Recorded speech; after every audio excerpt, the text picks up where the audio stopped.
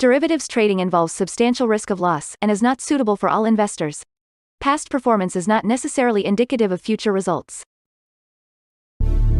So stressful when the world's on fire. Good God. I can't look at this, guys. Like, my strategy is you buy it and you hope that you gotta get spotted. Yeah, but we all think you're crazy.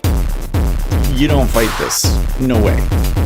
The markets are freaking out and you don't think that anything is wrong? Come back tomorrow and I'll lose it all. Should be fun. Good morning, everybody. All right. Well, I feel like we're doing okay today.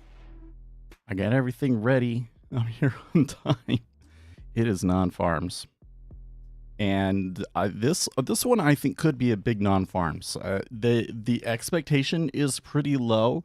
There's a high possibility that they miss it big, and given the situation around tariffs and everything, understanding how the labor market has been reacting to just the announcement of the tariffs is, I think, going to be very, very important. So let's come over to the charts.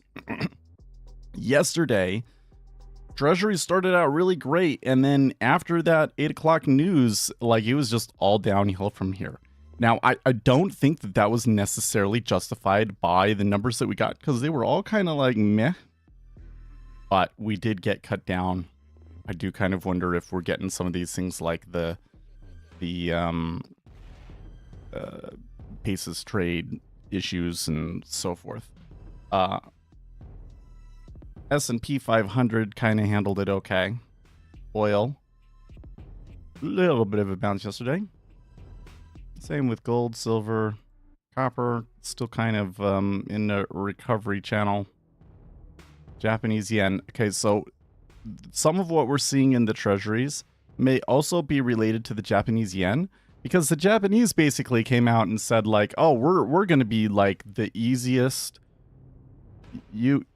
ever, right? So it's kind of funny. I'm going to check Bitcoin real quick.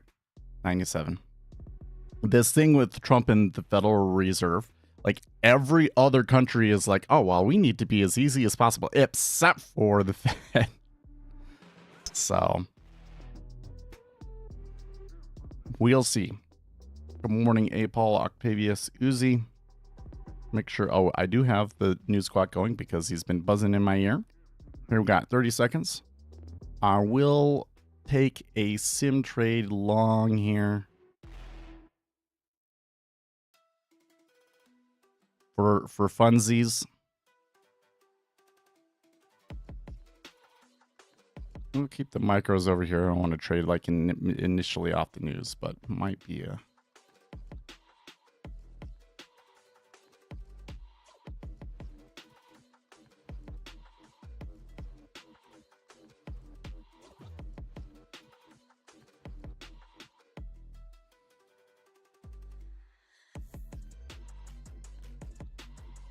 Nope.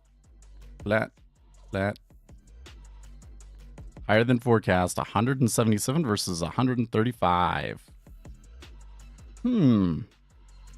Average earnings, spot 2 versus spot 3. But what about, where's the headline unemployment rate here? 4.2, in line with the expectation of 4.2.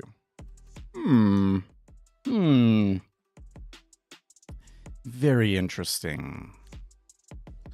So when we get non-farms, this can often be a really complicated number, right? And there might be some things inside the rundown that the market thinks like, okay, it's actually not as good as it looks. That's a big offer right there. I am kind of a little suspicious of that.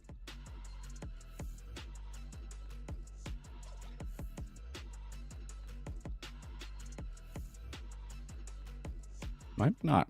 Usually those, like, after news, those are like good signals, and I guess it was in that instance.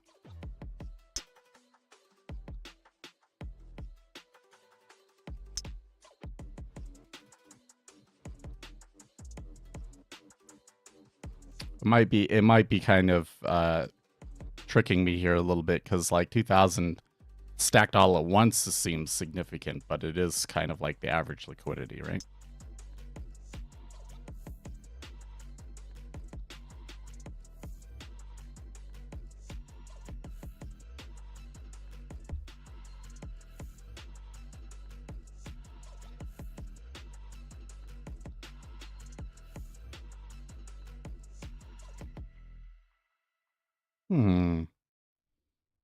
Okay, so coming over to the news squawk is a story that the Trump administration has prepared options to pressure Russia into ending the war.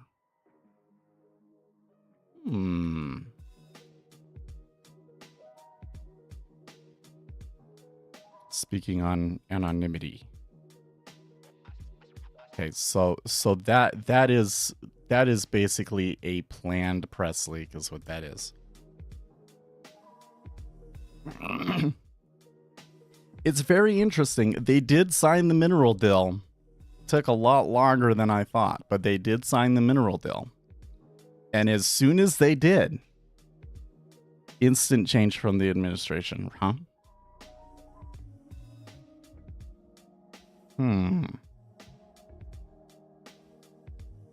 See, what he's going to do is, you know, he's going to be the hard negotiator, etc., etc. But once you've negotiated a deal, he's going to be all in on that.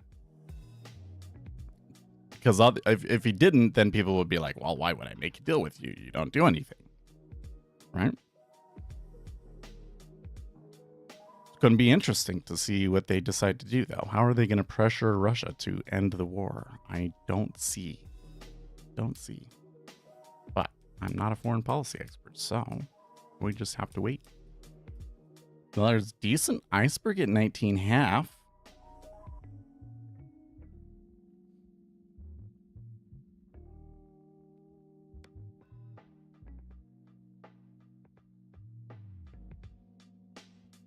So let's see here. We do have the durable goods at 10 o'clock, essentially. No sentiment survey this week. Okay. And I think the chances of us retracing this, I think there's a good possibility. I don't feel like I understand the numbers well enough to guess if there will be or not. I could take a micro yield trade, but I don't really feel confident in what I think the flows are going to do here. So I don't think that a trade is going to come out here for me. Of course, the gamble trade, thinking that it was gonna be a bad number, did not work out. Okay, what is Nick saying? On an unrounded basis, the unemployment rate was 4.187 in April versus 4.152 in March.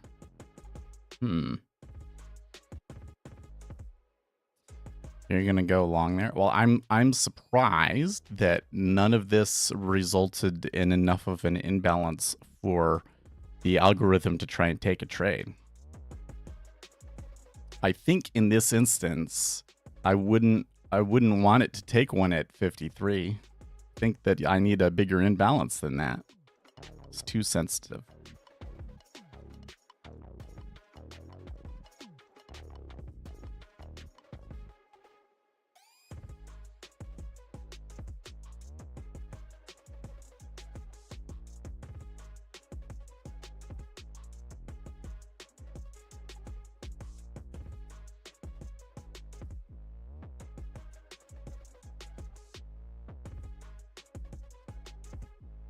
I guess I need to do something to like feed it through something that will express it more in terms of a standard deviation. So if it's a period where 53 is significant, then it does it at 53. And if it's a period where you're getting 60s, then it'll do it at 60.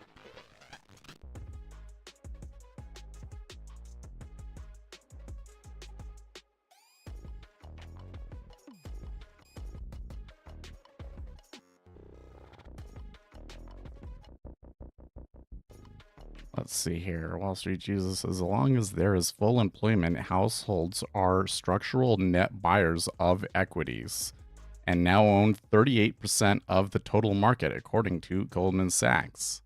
And there's a picture showing that in 2024, that 2-week rolling net flows, sum of notional buy-sell for every single constituent in the S&P 500.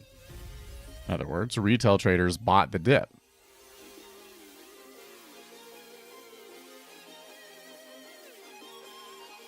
You know, what is happening right now is very, very interesting and very much flies in the face of a lot of economic theory. And normally I would be like, well, of course, because markets aren't informationally efficient and the market is a dynamic system and yada, yada, yada. But the kind of base assumption here or idea that is at play here is the idea that people's expectations lead to future economic conditions. So if everybody is expecting a recession, they start to spend less, and that can cause a recession to happen. But what we are seeing is not that. What we are seeing is that everybody is expecting a recession. There's a large portion of the US populace that is very concerned about economics and the direction of tariffs and everything else like that. But it is not being reflected in their behavior whatsoever.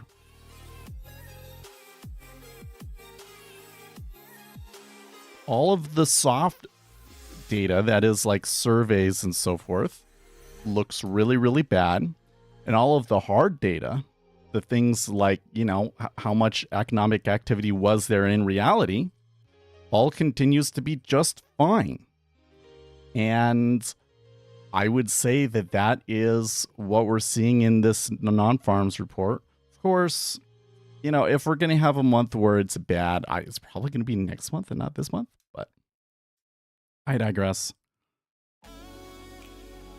When it comes to the stock market, you would think that because everybody is really, really down about this, that they would be avoiding the stock market. And that is not what is happening. That is even more puzzling. Like, I could see it being like, well, you expect a recession, so like, you don't want to spend as much, but you end up spending as much anyways because you're not really buying a whole lot of discretionary stuff. Did you know that like the top 10% of earners or something like that are responsible for like 50% of consumption in the United States now? Like, their share has grown. It's crazy. But that they would go and so it would make sense that maybe people's consumption wouldn't change because they have to consume those things to live. Like, there's not very much discretionary spending happening in the economy anyways, for a lot of people at least. But that people would go in and net buy equities, that is very unexpected. That is very unexpected. What's going on here? People are not doing what they say they're going to do. More specifically, I'm calling out Democrats, right? That Democrats are all like doomsday about tariffs, but they are not. That is not reflected in their behavior at all. But that is so interesting. Interesting. That's the best you can come up with stuff. It's really weird, don't you think?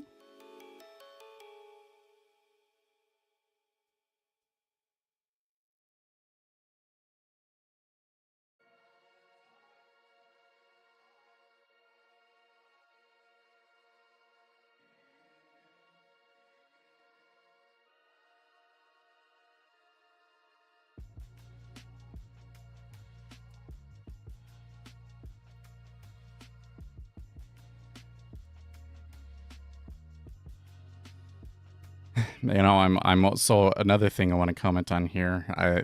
I'm seeing this conversation going on in Discord This guy is saying, well, I definitely have the Donald syndrome because I can't see the wisdom and genius of Trump no matter how many times ProBucks tries to get it through my thick skull. And the thing is that we really don't have an effective window into what's going on to be able to say, like, oh, what Donald Trump is doing on this issue is genius, and what Donald Trump is doing on this issue is absolutely brain dead stupid. Like, maybe in some instances we can look at a particular policy and say, like, this is a good policy or a good bad policy. But usually we're talking about things like just how they approach certain language and news stories and things like that. I really don't think that we know enough about what's going on to say whether something was good or bad.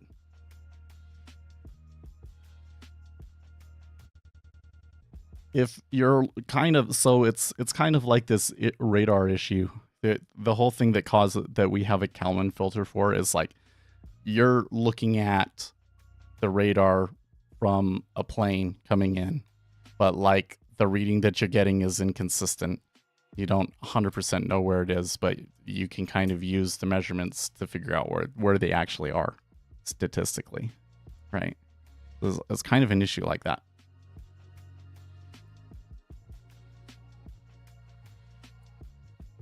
So if you're kind of looking at him with a certain assumption, like that he's dumb or that he's brilliant, you're probably always going to be able to talk yourself into seeing it.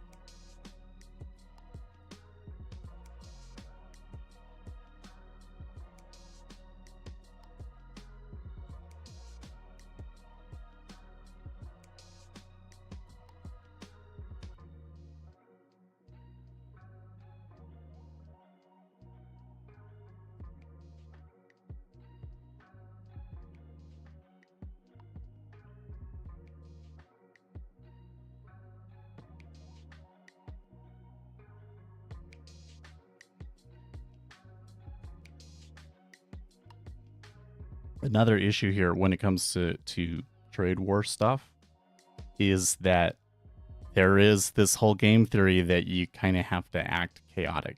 You have to keep your opponent uncertain. So you're seeing a lot of that right now. And I saw this comment this morning from Japan saying, well, I guess Japan could use all of the bonds that they have is leverage in negotiations with the United States on tariffs. Excuse me. But whether we actually will do that is a different question. It's like, what's that supposed to mean? So will you or won't you? I guess the whole point of that is probably to make us unsure about whether they would.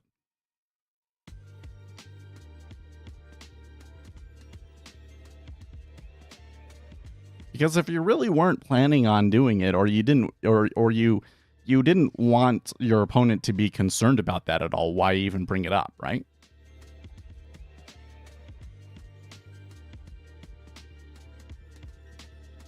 Oh, Donald Trump is on Truth Social saying that billions of dollars is coming in from tariffs.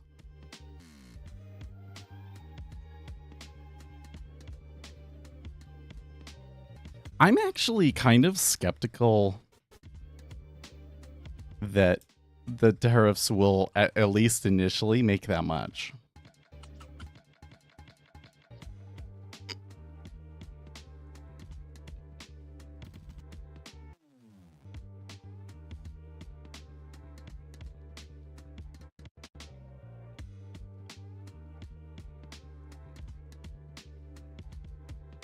I do kind of wonder, like, what are...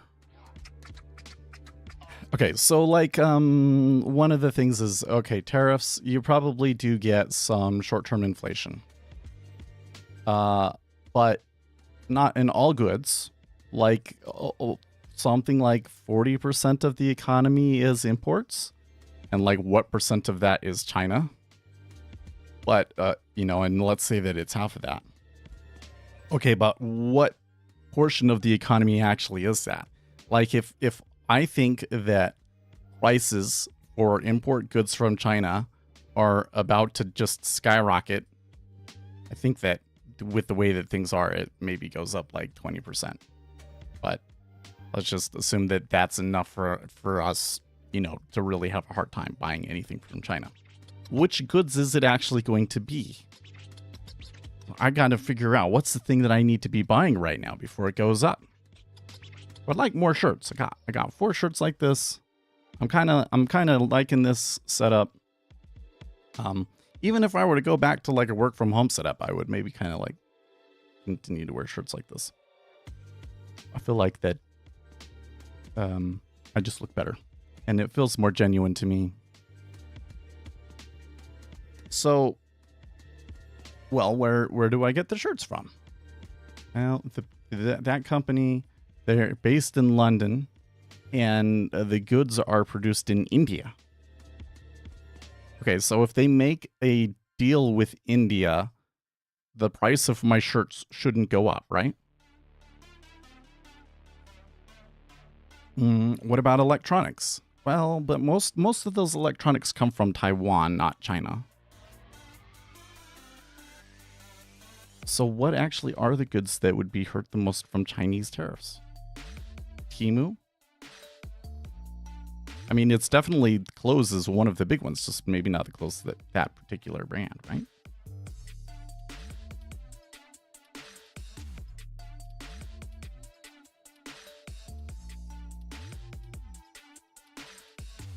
Kids' toy is probably the real industry hurt the most?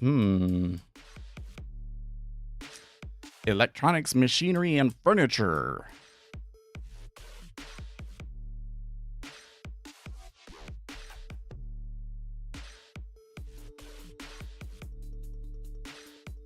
One thing that could happen is that the cost of goods coming from China, they go up, but that and or that you get shortages in those items, because what I'm hearing is that all of the boats are just sitting over there in China.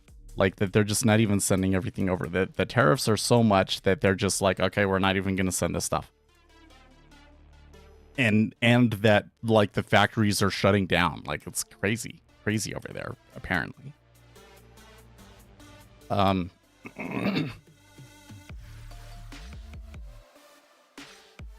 So you might get shortages, but then that also means that people buy more of the goods that are coming from India, Vietnam, and right?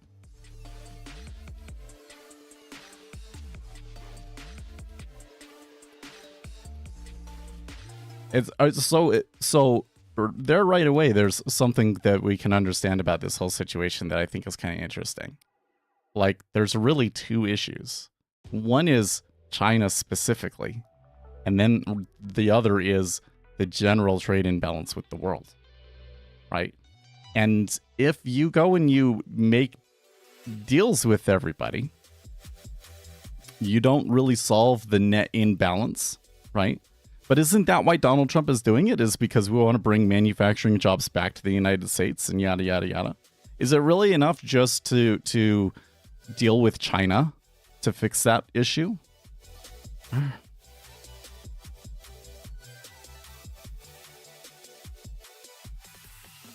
There isn't one kid's toy you can buy anymore that isn't cheap Chinese crap plastic. Oh, no. Actually, there are a lot of good toy makers out there that make wooden toys. It's totally a thing. You're concerned about your kids playing with plastic and you get toys that don't have plastic, and it's totally a thing. I have some. But of course, all of the toys would have to be wooden for that to make sense. You know what I would kind of... Ooh, maybe this is a good idea. This is kind of interesting. How would you do this? So my kids, they have these toys that are like plastic panels with magnets in them, and then they connect together. What if you made wooden versions of that? I don't know if that would work very well. Well, you certainly could do it, but I think that the tolerances that you would have to have for wood would make it not a fun toy. It would be too bulky. Maybe it's a bad idea. Never mind. Forget I said anything. The treasury came right down to the low, but they were not willing to leap over the edge. I am seeing a little bit of some strangeness in the spread that I want to highlight here for you guys. Going into the news, there was a little bit of flattening. And then after the news, significant amount of steepening, and it has kind of mean reverted a little bit. The trend has kind of been steepening. So if we do go lower, I think there's a really good chance that it's going to be the 10 and the 30 that do it, not the 2. So I think I can kind of take 2 things away from that. One is that I don't think that the market is reading this as, oh, everything is fine, because the like we're going into a recession scenario as things steepen, and that 2-year yields come down significantly. But that's like a larger play, right? I wonder also, like, how far can this really get? Honestly. Well, the trade that we got is pretty good, though. Should be taking profits here soon. Know where local selling that where you are? Yeah, I think I got most of them online. There's a toy store here over in Farmington, but it's got so much stuff, and some of it is wooden stuff. Actually, no, it's what's the name of the company? It's Melissa and someone, like Melissa and Dave's or something like that. Boys, Doug and Melissa. There you go. Doug and Melissa and Doug.com, and you can get wooden toys. Wooden puzzles? Wouldn't why? But the plush is not wooden. Wow, $100 for a plush. Oh, but it's a giant one. Ooh, you can get a giant rainbow plush giraffe. I'm down. Wait, do they have a giant dragon? If you had a giant dragon, well, there's a T-Rex. I really can't see any girl loving their giant rainbow T-Rex quite like that, but okay. Okay, Melissa and Doug.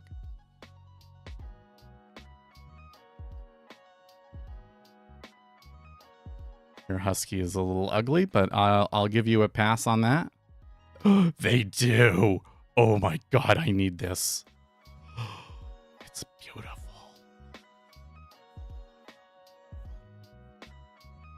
Sending this to my wife. Message her over here.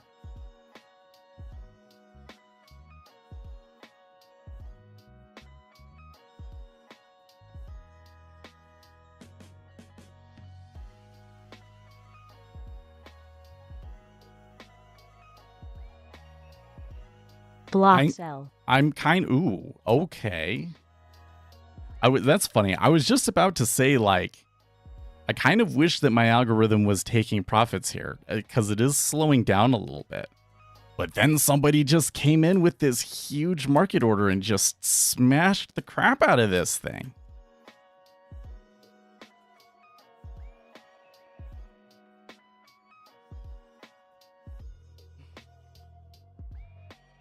So I do think that this move down in the treasuries, like further leg, is being driven primarily by equities buying pretty hard here.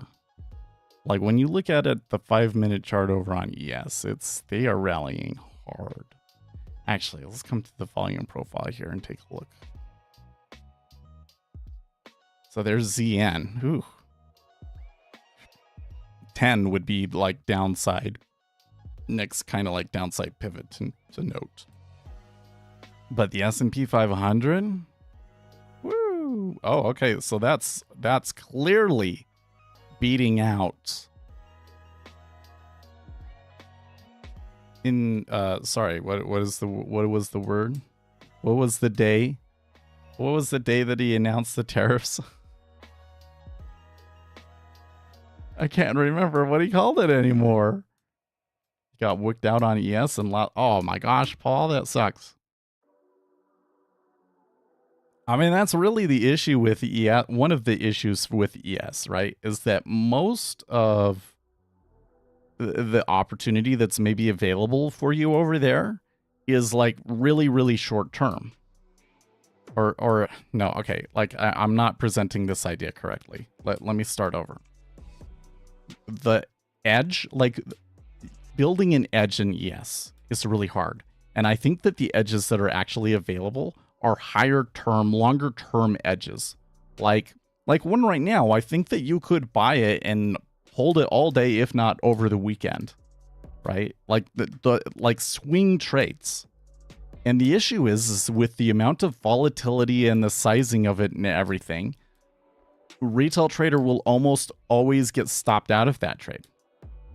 You kind of have to have a pretty big account and pretty big balls to really hold on to those, because it's going to be not unusual for you to get like 20 points adverse excursion on a trade like that, you know?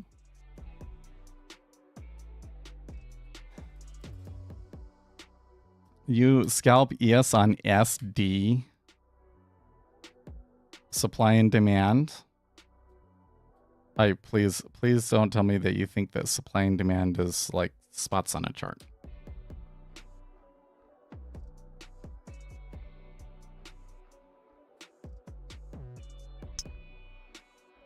To me, like doing it on supply and demand would mean you have a chart of this asset and you have what the supply and demand of that thing is going to be at these different points. And I'm not even sure how you do that on ES. If it was oil, then we could go and we could say on this spreadsheet, I will have every oil report on there. And I'll list out what I think the oil report is going to be, right? And then I have all of the amount of demand that I'm going to see in that period. And I list out what that's going to be. And that would be supply and demand, right? If you're looking at a chart and you're saying, well, it went here and it bounced here, then we call that support and resistance.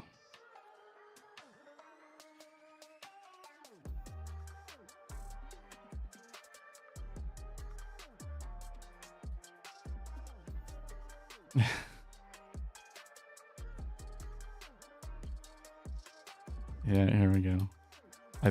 No offense, Paul, but I think your strategy sucks. I do. Sorry.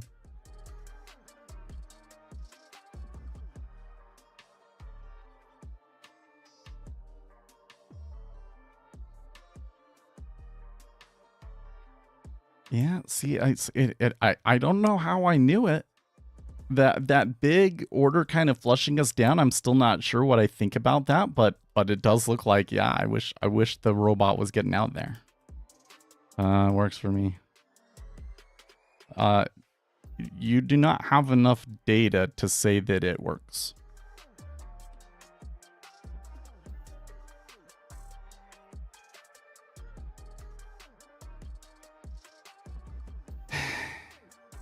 How do you think I should approach this, Uzi? Should I try and be diplomatic and try and come around to, like, you know, help him understand? Or should I just assume that he's dumb and go on a big rant and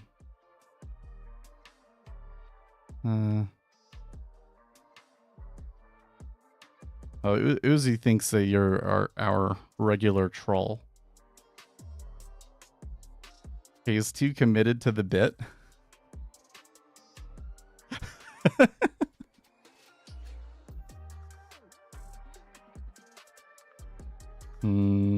Okay. I can say whatever I want. Here's what I will say. There's absolutely zero empirical support for support and resistance. A retail trader can get lucky for a period of a year or two. So 9 months is basically like exactly what I would expect. And pretty soon you're going to come into the time where it's going to destroy you. No, so you're calling it the wrong thing.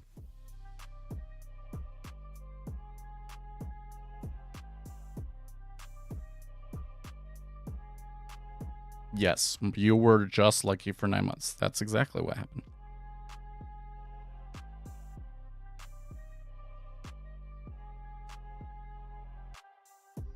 Did you know, Paul? Did you know, Paul, that if you go and you take a random trade for every day for a year, so like 250 trades, right? 250 trades, they are completely random. Like you're flipping a coin to decide them. That at the end of a year, and you do that for like 100 people, that 40% of those people will be profitable. Like that's on a year's time frame. That's like how lucky is, right? It's 40%. You don't have to be that lucky to be part of a 40%, do you? Right? Like if it was like only 1% were profitable after doing that, then that would be a different thing, right? Then it would be, if you were profitable over a year, then it would be like, wow, because the chances of that being random are really, really low. But over a year, it's 40%.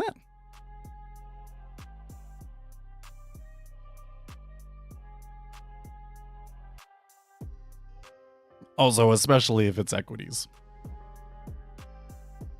Yeah, some strategies work until it doesn't. For support and resistance, so if you were to, here's something that I find kind of funny. If you were to program support and resistance and backtest it, you would find pretty quickly that it doesn't work. But what happens is retail traders will utilize things that they know subconsciously, and they will filter out trades that like the robot would just take and so on and so forth, right? And so in the S&P 500, what often ends up happening is they just unconsciously are biased towards taking longs all the time, is usually what happens.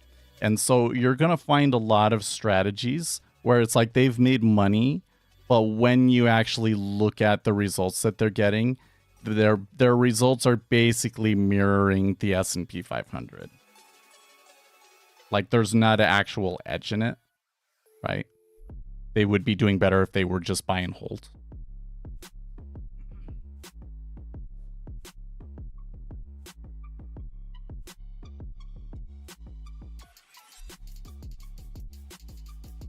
Order canceled.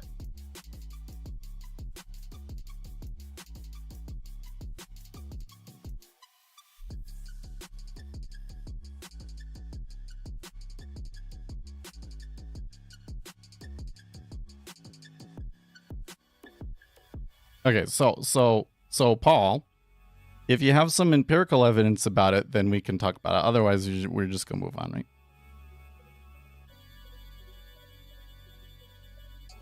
Yeah, maybe.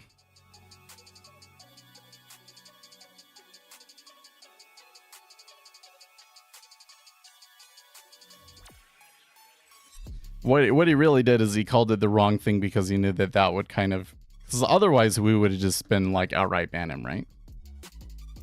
Oh well. Oh, I mean it's still kind of heavy. Oh, it did get out though. Oh, did it get out and go long? Okay. Wait, how is it realized now? Oh yeah, because it didn't get the full 10 ticks. I get you. Okay.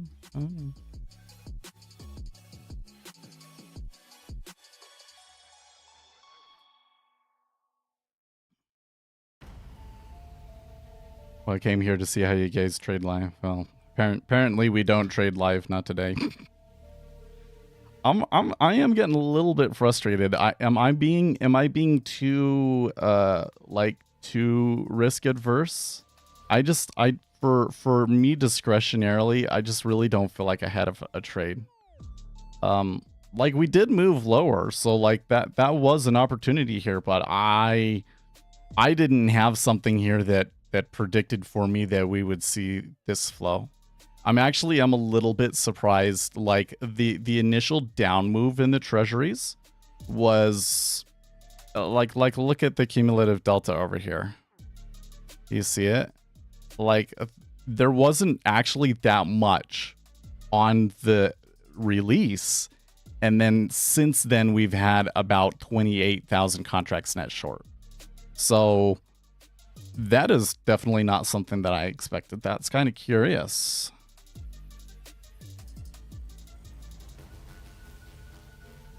That's exactly what happened. So you said that you trade support and resistance. You called it the wrong thing. And I think that that's entirely mockable, yes.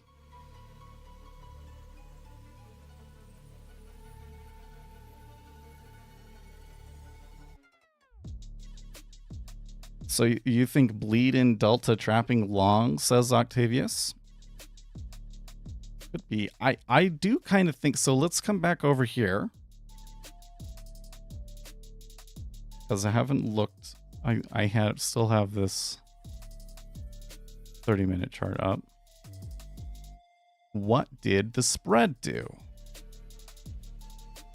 Well, it's flattening back out. That's interesting.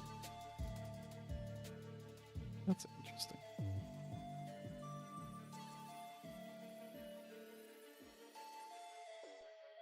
So, remember earlier I was saying, well, if they think that this jobs report isn't like still, okay, yeah, this was good, but like the longer term outlook is still pretty bad, then you would see the yield curve steepen.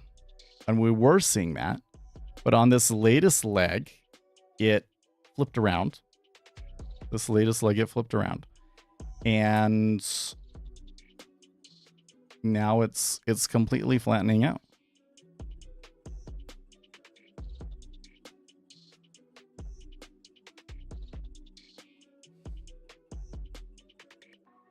I don't know. I kind of don't see it. Like, in this scenario where, like, the market is able to just ignore the tariff thing and move past it and, like, everything is fine, which for one, I just really don't see that happening. But in that scenario, the Federal Reserve should still end up cutting rates. Like, you're going to see the Federal Reserve cut rates unless you're starting to see signs of inflation again, and we're not. So I don't think that, like, this super aggressive selling, I guess it's in the short term and everything, but like, but the way that this is moving and everything kind of makes me feel that people are trying to make this larger trade that I don't think really makes sense. You know?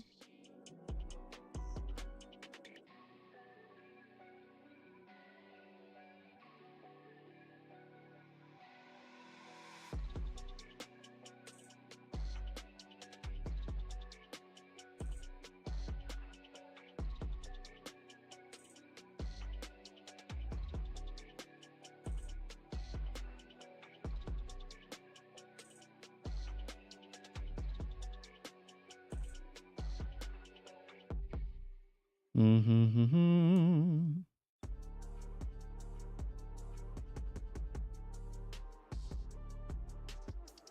So should we say that this is, no.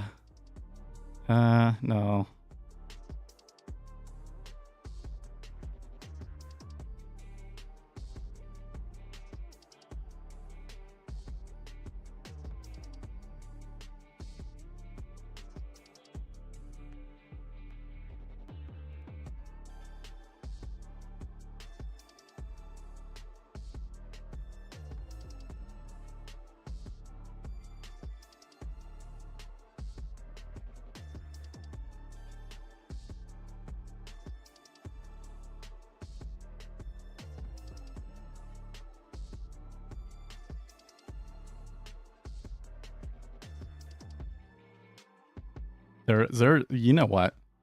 I am starting to get like, okay, so there's this guy in Discord named Toss You Salad. And he's been kind of noisy. And he thinks that the treasuries are just gonna like absolutely crash. He thinks that like inflation is gonna come back super, super hard, and that the Federal Reserve is gonna be forced to raise interest rates. And like he was talking about all of these scenarios where like the treasury market is just going to absolutely collapse. Okay. And I've kind of been like, well, people in chat have kind of been telling him that he's wrong, and so I've just kind of been like, just let it go. But he's like really starting to annoy me because we had the decline today. So like all week when it was going up, it wasn't like, oh, this maybe I'm wrong or anything like that. But then this one day where it moved down, this is proof that he's right. But it's not proof that he's right. Like, it went in the direction that he wanted it to go, yes, but not for the reasons that he thought it was going to go. Not at all. Not at all. And that really annoys me.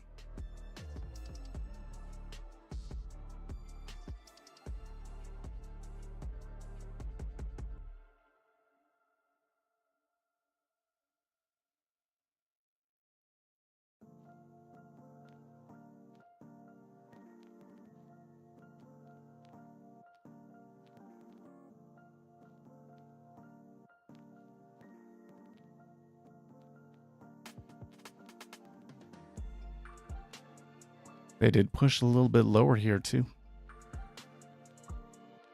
I mean more broadly, I'm quite surprised how much it has come down today on this move. Where did I say? It was 10, right? 10 was kind of the next little... When was that? When were we? Well... Okay. Okay. Oh, man. I needed to zoom out bigger. Because I'm still kind of... in psychologically, man.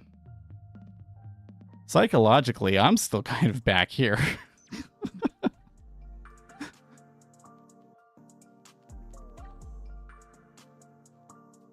Psychologically, I'm still kind of back here. And then if you come in and you say, like, this is a basis trade stopping out or whatever, like, can we ignore this? Like, what are the treasuries based on? What if we could calculate a fundamental price based on purely what the Federal Reserve is going to do? What should it be? And I feel like that somewhere around here is okay.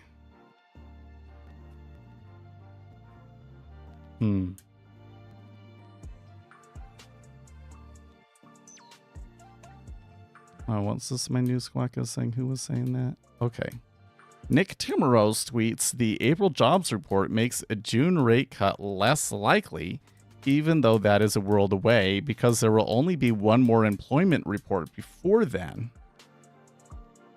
For now, it means the Fed doesn't have to say anything on June at next week's meeting. Ah, yes, that's true. That is true. Okay. So I would expect the percentage chance of a June rate cut to come down.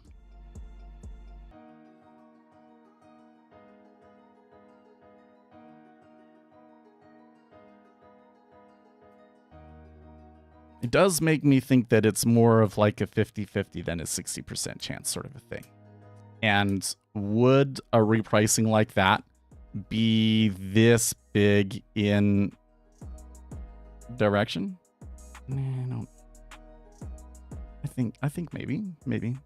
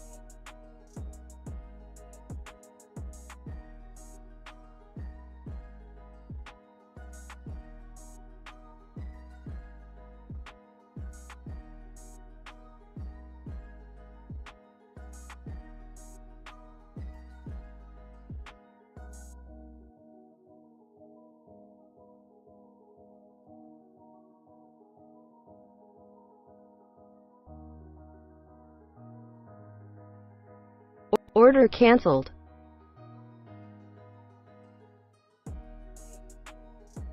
What did it do there?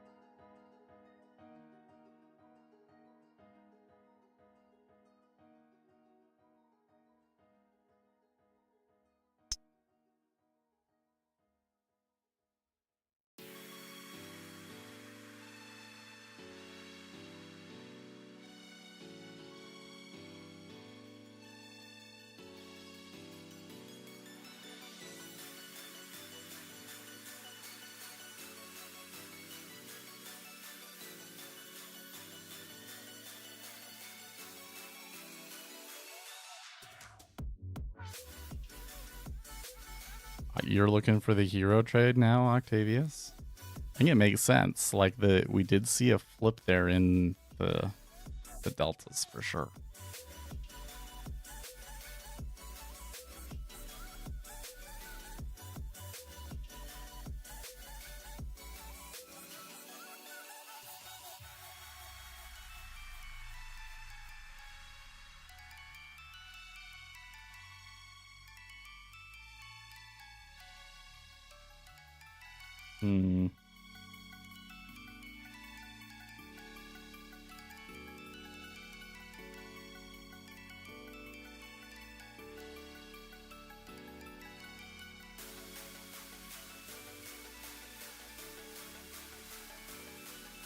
Like thinking back on this chart here.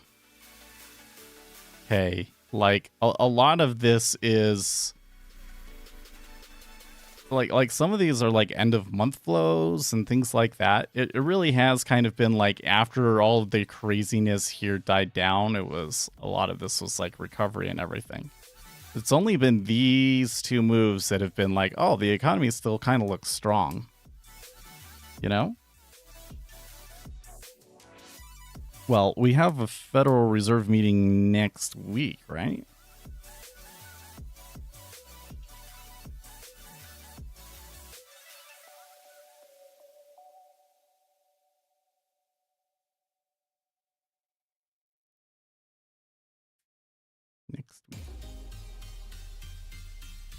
FOMC next week. And then we probably don't get inflation until the week after that, May 13th. Yes. What happened? Oh, the troll came in and tried to play the... So what happens here is, like, this guy comes in and he wants to argue with me and undermine the stream every day. And so this time, he you know, said, oh, I'm trading support and resistance and I'm being really successful with it. And I kind of laughed about it, right? So what he's trying to do is he's trying to, like, how would I put it? Like, anybody that would be like pro price action would probably be turned off by that, right? But that's always been the thing. The people, if you like dyed in the wool, really believe in price action, just go away. You're too dumb to be here. Like, yeah, we didn't ban him or anything. It was just we didn't play, and he was like, well, I'm not gonna sit here. Could be a genuine person. It could be, but even if it was a genuine person, it's something that I don't think we're really missing out on much.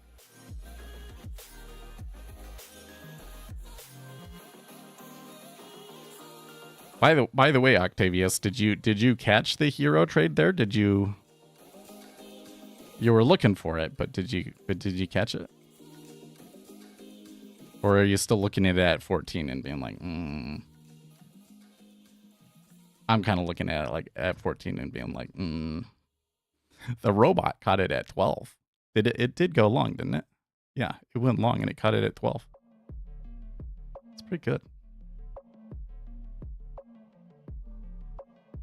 A genuine person doesn't run in, immediately speak his method and how much money he makes before segueing into an argument we've been hearing every day. Yeah, that is true. Well, but the argument wasn't about support and resistance, though. Weren't we talking about stochastics? And it's kind of different things, isn't it?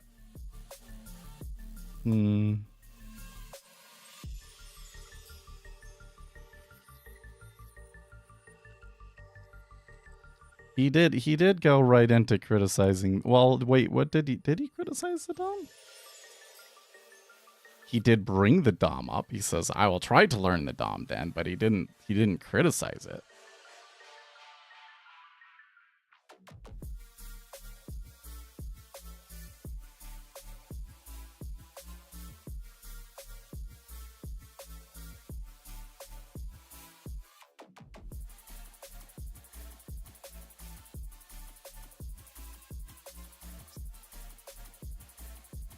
Okay, but like here's the thing.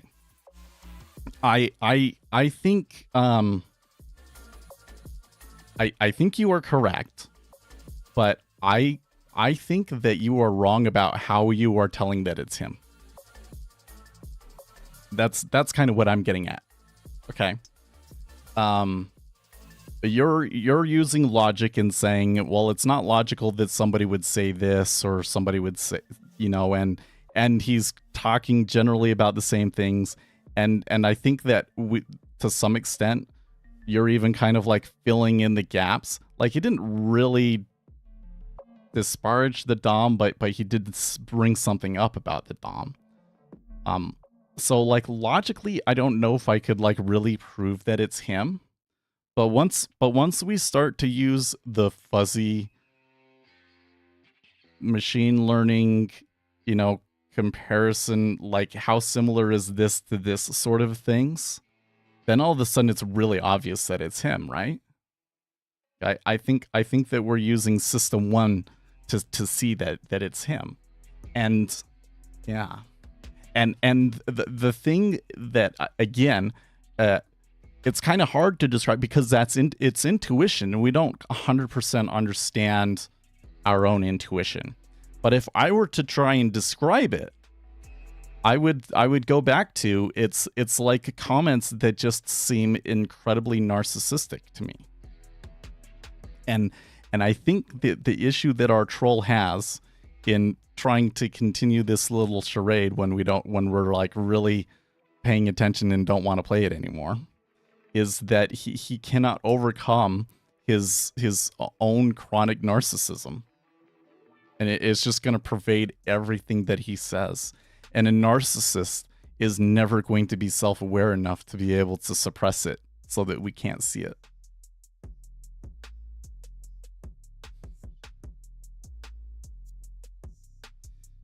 In 2025, markets doesn't respect the mathematical models. Okay, that seems like a really general and that's way too general of a comment to make any sense of it. We can talk about some statistical properties about the markets that always fit no matter what. We can also talk about certain economic models that people believe in, but we can pretty conclusively say don't work.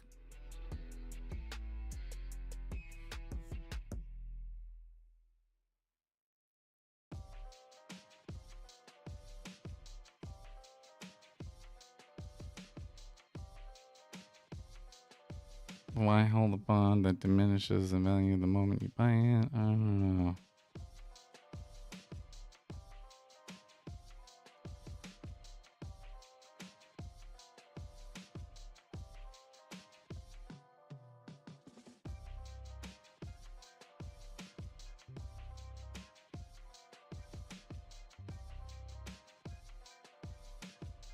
This is the guy in Discord. Why hold a bond that diminishes in value the moment you buy it?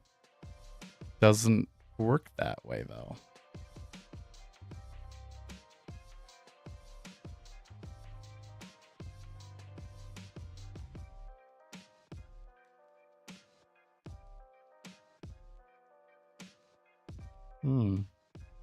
Let's see. We got 30 minutes left. Let's just take a quick little review here. So I am seeing the yield curve start to steepen back up. Right, there was this big flattening on this one move, and then it steepened back up. But the Treasury is kind of moderating. So I'm not quite sure. Kind of is like, it's kind of turning there, like maybe it's going to go for another leg, but we'll see. Oftentimes, if you're taking the hero trade, that's just the sort of thing that it does. Like, it's hard to hold them. Takes a lot of guts. I don't know how Octavius pulls it off so often. But when you look at the 2 and 10 year, it actually is steepening out.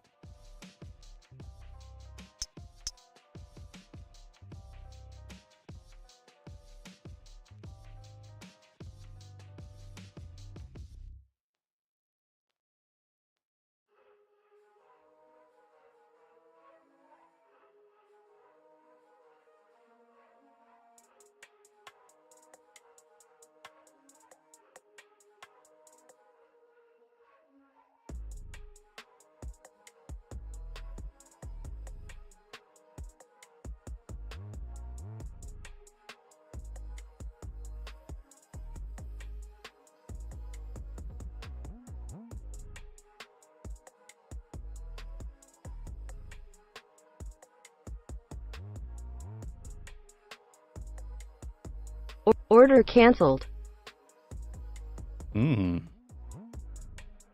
So that was enough to get it out. So it only made like what, 2 ticks off of that? Yeah, that's unfortunate.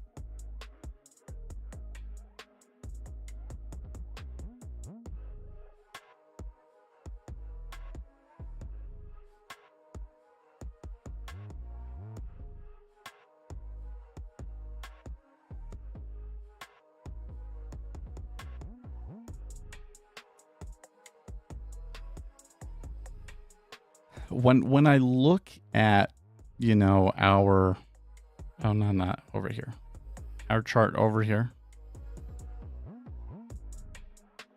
I'm doing it when this line crosses these thresholds. Okay. But what if we were to put a super smoother on this?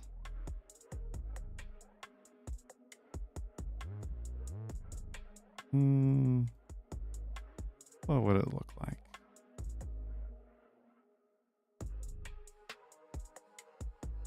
Oops.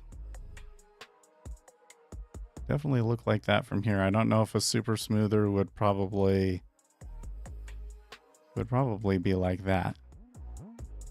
Okay, so if I put a super smoother and I traded based on the slope of the super smoother, it would probably be short here, long down in here.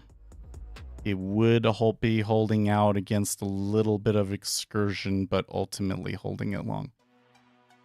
Is that maybe a better way to approach it?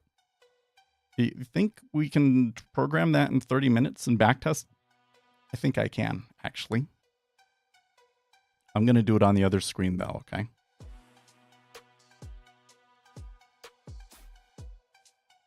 Well, maybe I can do it on the main screen.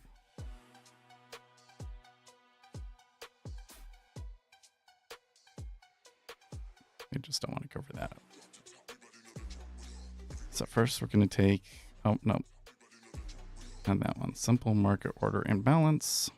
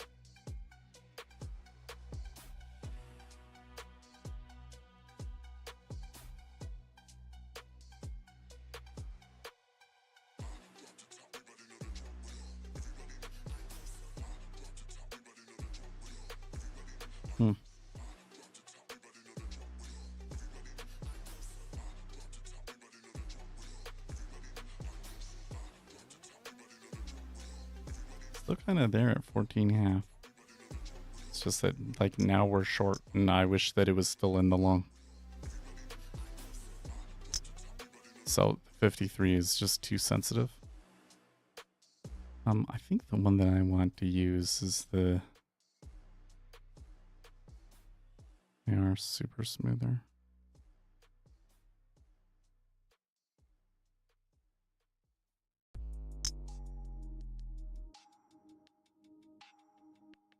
I should probably put my own because I use this enough that...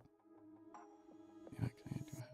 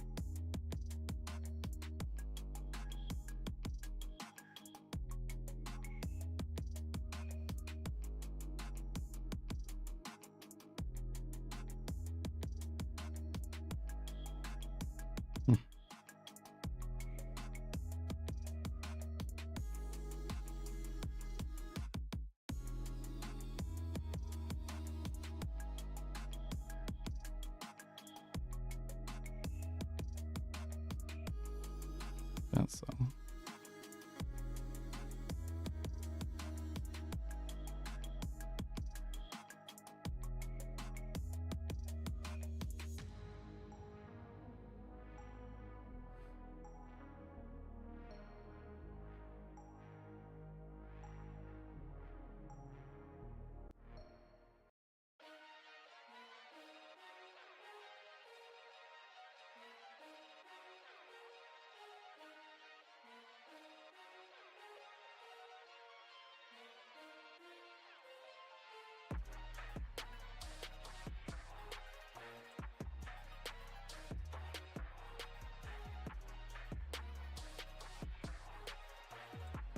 All right.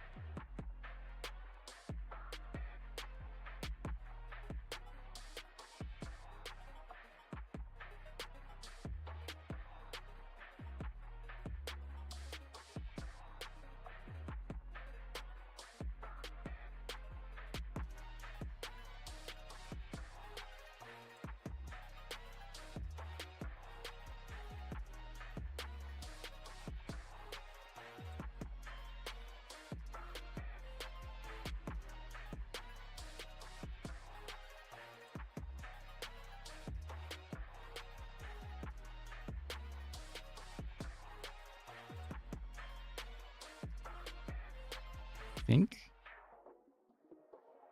By the way, is it still short? How is it still short?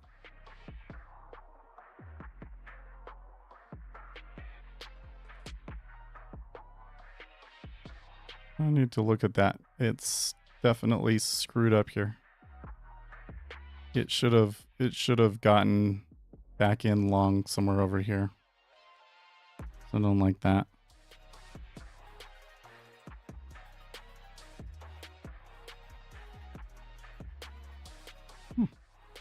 I don't know.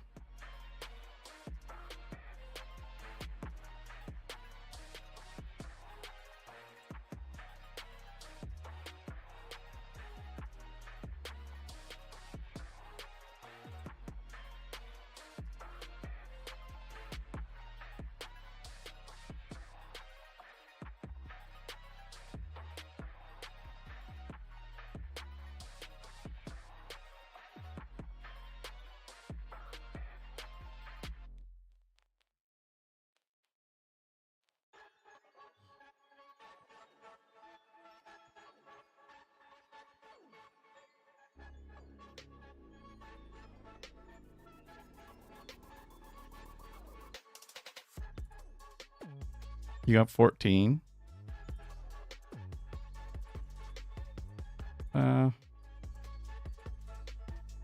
Yeah, I guess it's not the greatest entry, but you're still up, right?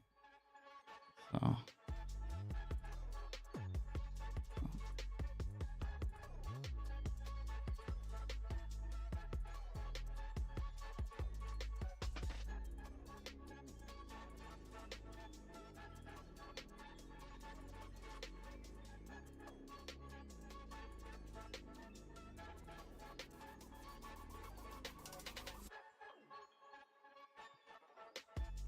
Not smooth, but smooth.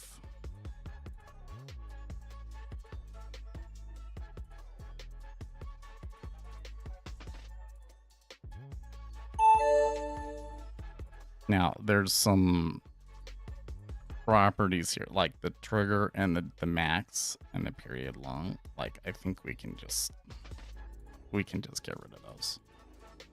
Right? Let's see if it complains.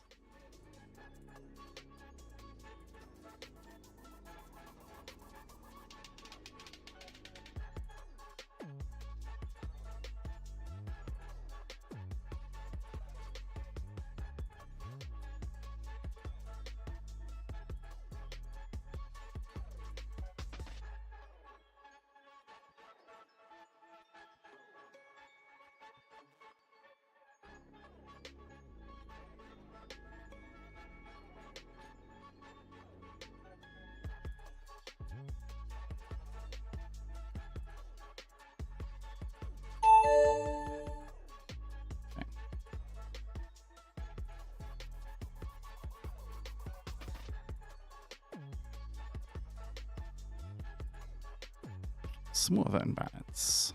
There we go. Save history.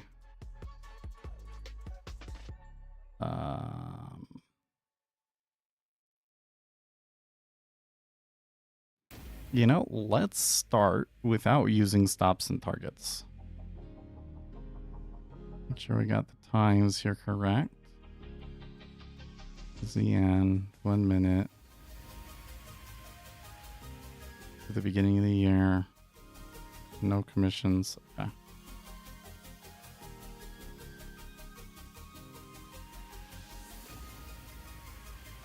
Immediately it airs out, of course.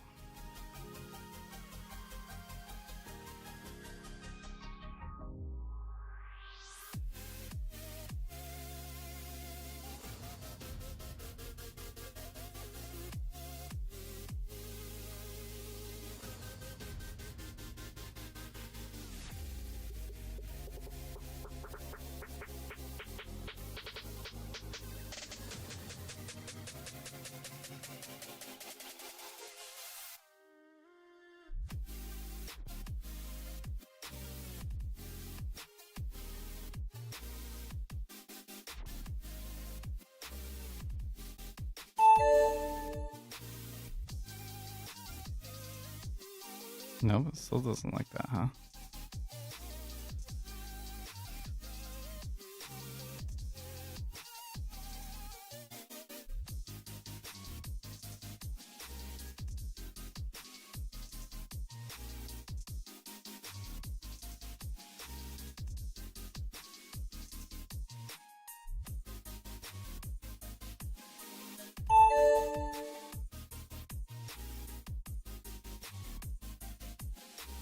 Oh.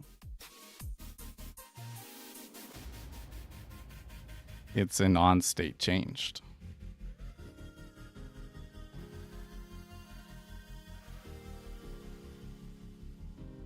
What's this?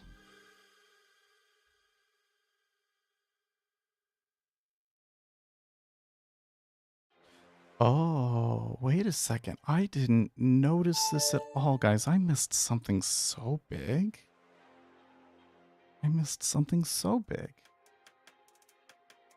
The Japanese yen has been, for the last 30 minutes or so, been really, really strong. And the treasuries are kind of following it, but not very well. Like, it's pretty small move in the treasury compared to what we got there in the yen. So there's something very, very interesting happening there. The currency. Yeah, better.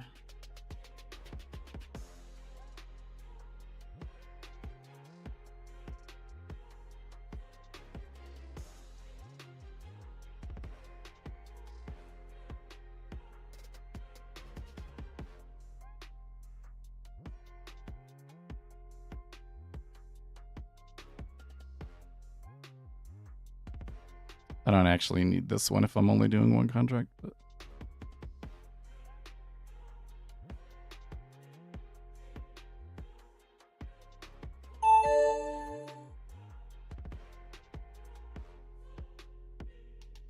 okay, it's doing something now.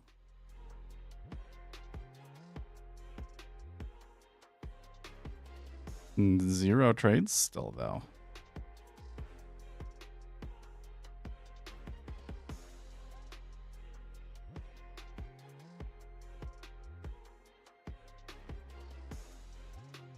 Oh, that's interesting.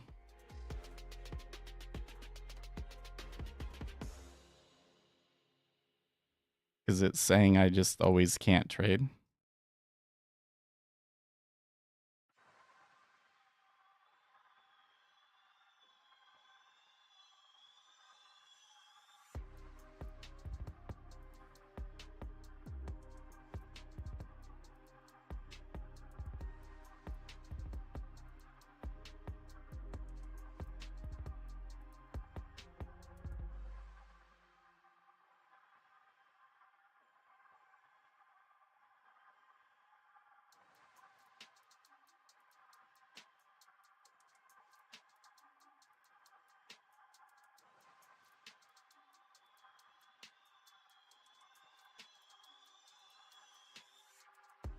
No, it's not that.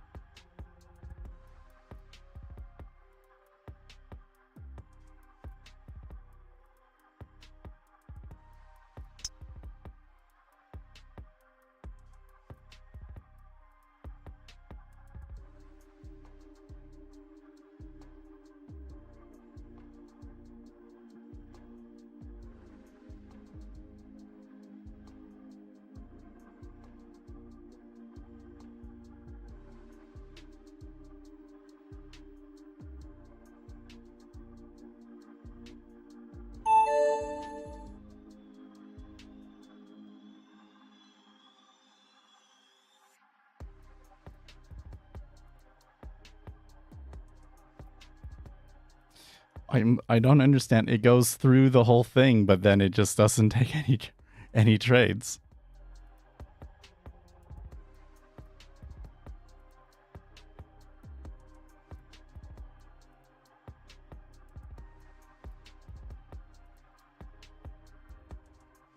Smooth must not be working right.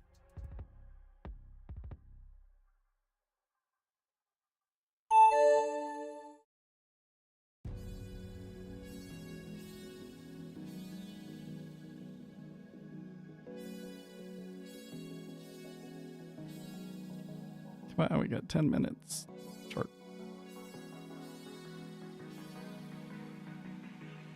Yeah, Smooth's not printing anything out at all.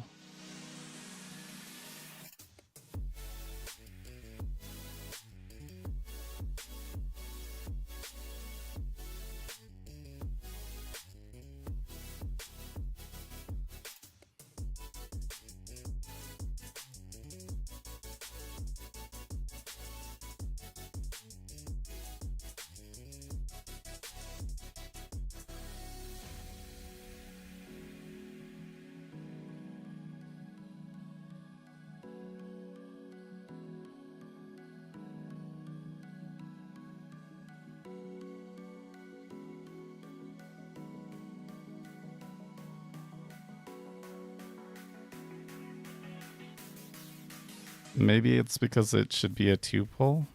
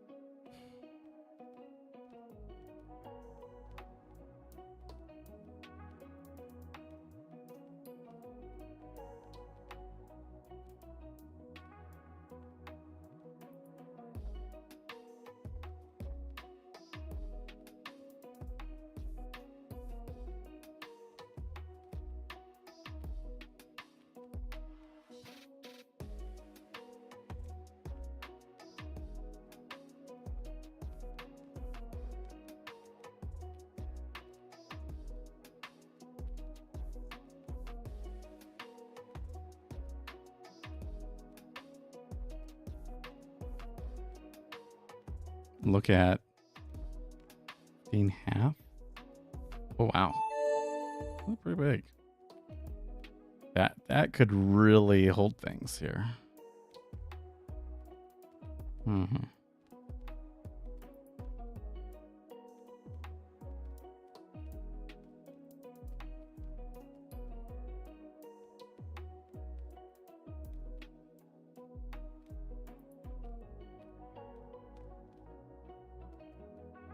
Not a number.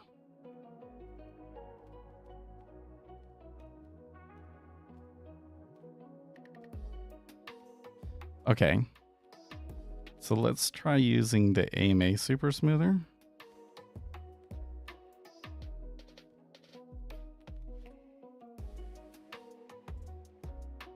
Maybe there's something about that GPI one that doesn't, only does it based on, I don't know, using input. No.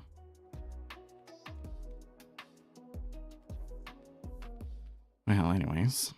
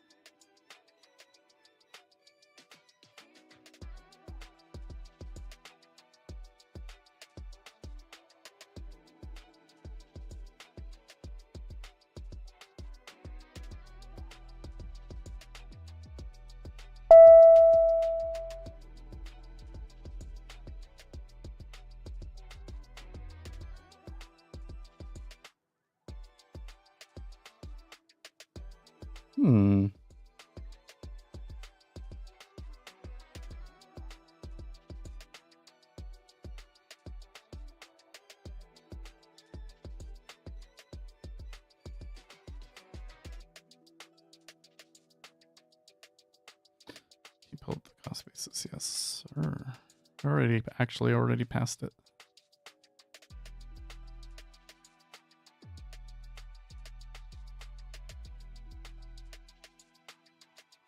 Buyer's cost basis is up at about 21-ish.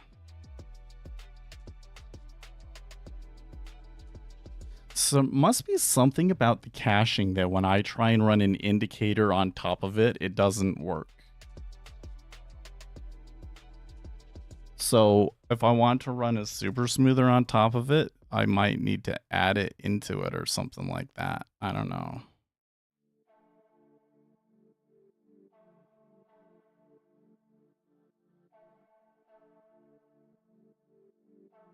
What if I did this?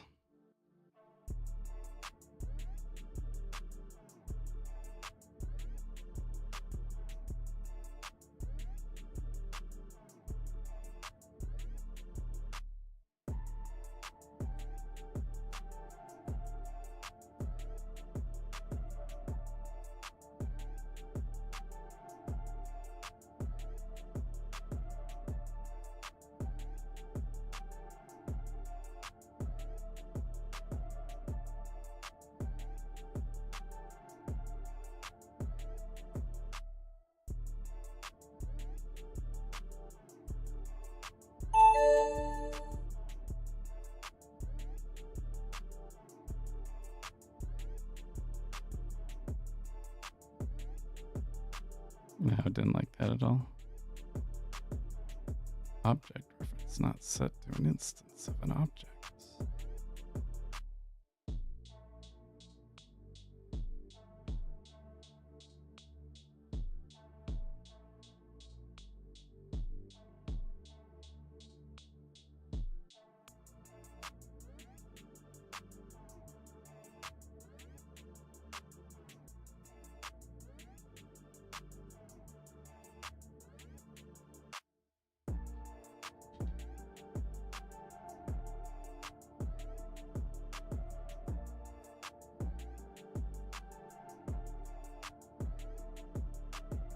Okay, what if we'd hit this?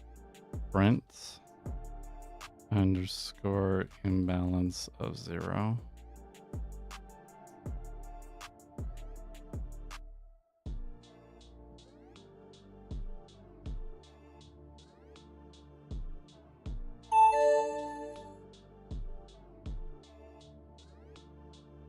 it might just be that it's not.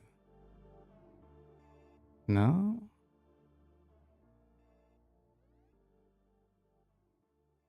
No, not quite.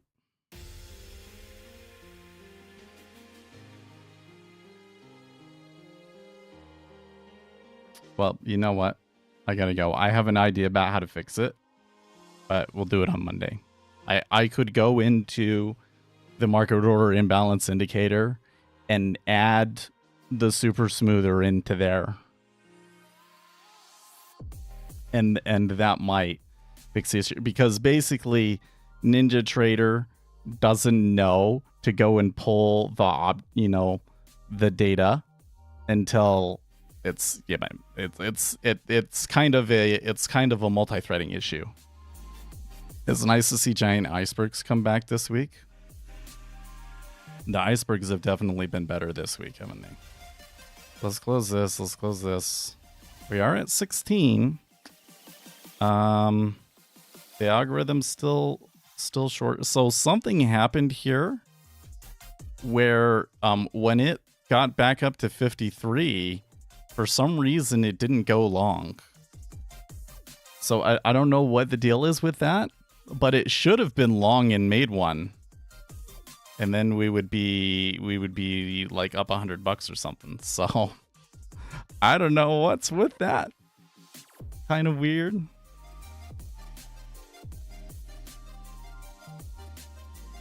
Anyways, it's going to be interesting how much this is pretty typical for a non-farms day for there to be a significant pullback after the initial move, right?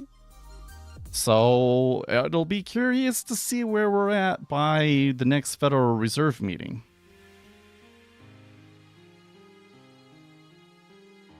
I think that we might have a tendency to read too much into this particular move because it is pretty big, right? But yes, it is time for me to get going. I will see you guys on Monday. We can continue this in the meantime. Stay excellent, team.